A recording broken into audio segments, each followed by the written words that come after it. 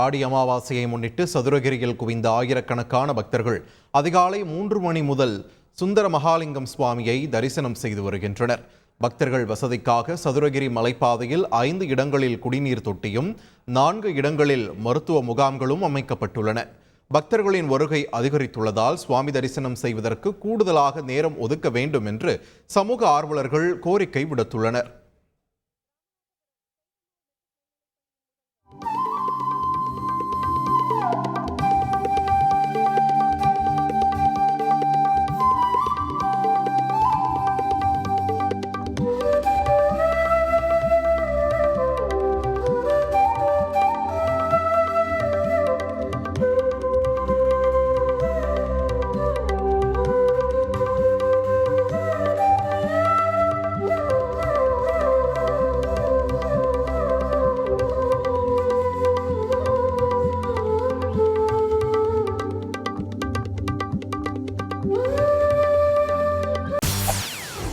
செய்திகளை உடனுக்குடன் தெரிந்து கொள்ள உடனே சப்ஸ்கிரைப் பண்ணுங்க.